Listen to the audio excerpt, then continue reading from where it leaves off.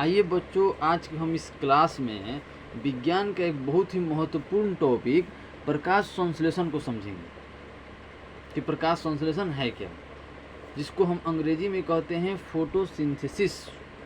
प्रकाश संश्लेषण को समझने से पहले हम सबसे पहले आपसे कुछ बातचीत करना चाहते हैं। इसको हम समझेंगे लेकिन थोड़ी देर के बाद, इसको अभी साइड में रखते हैं, पहले कुछ बातचीत कर लेते हैं।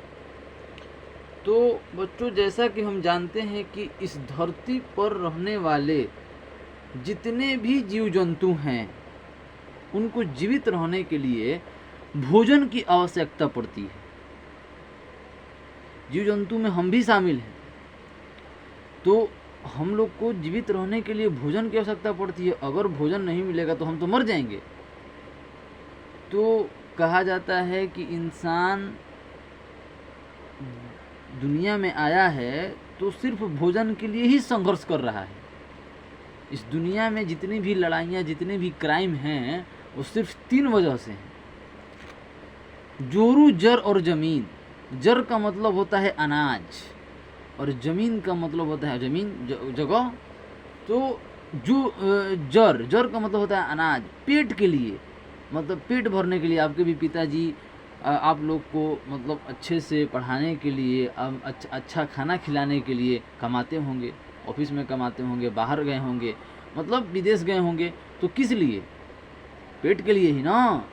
तो भोजन बहुत ज़रूरी है, भोजन के बिना हम नहीं जी सकते। तो बच्चों, अगर हम आपसे पूछें कि भोजन की आवश्यकता पड़ती है तो भोजन पकता कैसा है, पकता कैसे है, तो आप लोग कहिएगा कि भोजन पकता है, भोजन बनाने के लिए हमें ईंधन की आवश्यकता पड़ती है, जिसे हम लकड़ी, कोयला जलाते हैं, और पानी की आवश्यकता पड़ती है। बिल्कुल सही। और हमें ऑक्सीजन की आवश्यकता पड़ती है। ऑक्सीजन नहीं रहेगा तो लकड़ी जलेगा नहीं। बिल्कुल सही आपने कहा। और हमें बर्तन की आवश्यकता पड़ती है जिसमें हम खाना पकाएंगे। एकदम ठीक कहा आपने। तो बच्चों, अगर हम आपसे एक सवाल पूछें कि हमको भोजन बनाने के लिए हमें लकड़ी, ऑक्सीजन, और ऑक्सीजन हो गया और हो गया बर्तन आवश्यकता पड़ती है, तो पेड़ पौधे भी तो सजीव हैं।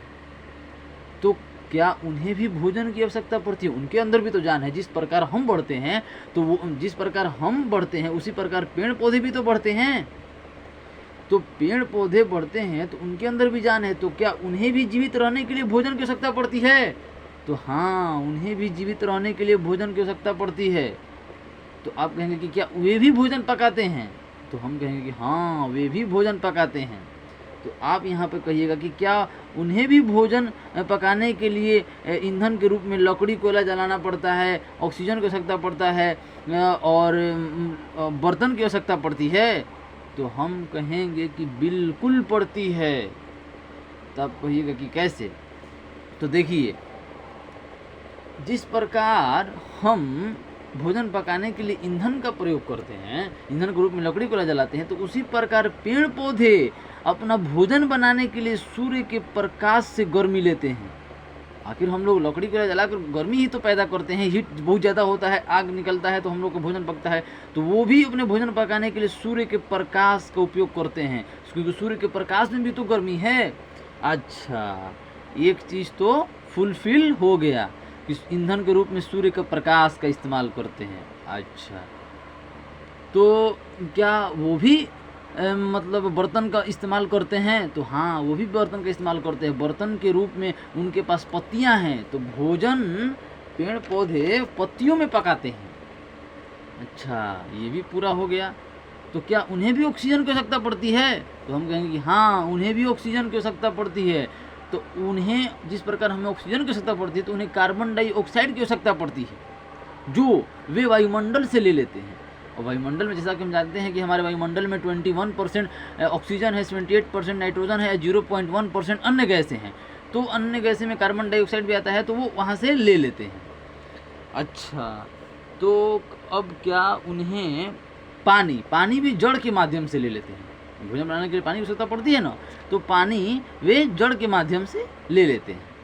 और इस प्रकार वो अपना भोजन बनाते हैं, और जो भोजन बनाते हैं उसका नाम है ग्लूकोज। इस प्रकार हम खाना बनाते हैं, आटा सान कर खाना बनाते हैं, तो आटा सान कर जो बनाते हैं उसको रोटी कहते हैं। तो उस प्रकार इसी प्रकार जब वे इन सब को मिलाकर जो खाना बनाते हैं उसका नाम क्या है? ग्लूकोज। तो बच्चों, अगर मैं यहाँ पर आपसे कहूँ कि हमने प्रकाश संश्लेषण को समझ लिया, तो आप क्या कहोगे? आप कहोगे, आप तो कह रहे थे कि आप बात करेंगे। तो हाँ, हम बात करेंगे, लेकिन आपने प्रकाश संश्लेषण को समझ लिया। तो आइए अब पढ़िए, इसको समझ में आएगा। प्रकाश संश्लेषण एक ऐसी प्रक्रिया है जिसमें पेड़ पौधे अपने भोजन का निर्माण खुद से करते हैं। अभी मैंने आपको बताया, जिस प्रकार हमको भोजन की आवश्यकता पड़ती है तो उनको भी भोजन की आवश्यकता पड़ती है। तो पेड़ पौधों का खुद से भोजन बनाने की प्रक्रिया, वो कैसे कैसे भोजन बनाते हैं, बनाने की प्रक्रिया ही प्रकाश संश्लेषण कहलाती है, जिसमें पेड़ पौधे ईंधन के रूप में सूर्य का प्रकाश, पानी जड़ के माध्यम से, कार्बन डाइऑक्साइड वायुमंडल से, और बर्तन के रूप में पत्ती, इन सब की सहायता से अपने भोजन का निर्माण खुद करते हैं। और यही प्रकाश संश्लेषण है, यही प्रक्रिया प्रकाश संश्लेषण कहलाती है। अब देखिए, सूर्य का प्रकाश, CO2 कार्बन डाइऑक्साइड को हम बोलते हैं कार्बन, C से कार्बन, और डाई का मतलब होता है 2, ऑक्सीजन को हम O से डिनोट करते हैं, तो कार्बन डाइऑक्साइड, प्लस H2O का मतलब होता है जल, प्लस क्लोरोफिल, क्लोरोफिल भी एक होता है, अब आगे की कक्षाओं में पढ़िएगा, तो बस ये याद रखिए क्लोरोफिल। और जो पकवान बनता है उसका नाम है ग्लूकोज, इसी को हम ग्लूकोज कहते हैं। और साइंस की, केमिस्ट्री की रूप भाषा में, इस प्रकार हमारी भाषा है और उसी केमिस्ट्री की भाषा अलग होती है, और केमिस्ट्री की भाषा में इसको ऐसे लिखा जाता है, और ऑक्सीजन बाहर निकाल देते हैं। देखिए यहाँ पर मैंने आपके लिए कुछ चित्र बना दिया है। ये पेड़ है, ये इसका जड़ है, जड़ ये भूमि है, ये ऊपर वाला भूमि है, जड़ इसकी भूमि के नीचे गया है। यहाँ से ये पानी ले लेगा, यहाँ से ये पानी ले लेगा, वायुमंडल से CO2 ले लेगा, पत्ती इसके पास है ही, सूर्य से सूर्य का प्रकाश ले लेगा, और O2 ग्लूकोज बना देगा। तो यही है प्रकाश संश्लेषण। तो कोई आपसे पूछे कि प्रकाश संश्लेषण क्या है, तो आप एक लाइन में जवाब दीजिएगा कि प्रकाश संश्लेषण एक ऐसी प्रक्रिया है जिसमें पेड़ पौधे अपने भोजन का निर्माण खुद से करते हैं। यही प्रक्रिया प्रकाश संश्लेषण कहलाती है। अगर आप इसको याद करना चाहें तो आप इसको याद कर लीजिएगा, कोई ज़रूरी नहीं है, आप इतना बोल देंगे तो लोग समझ जाएंगे। आज के लिए बस इतना ही। अगर क्लास अच्छा लगा हो तो कमेंट करके बताइएगा। जय हिंद।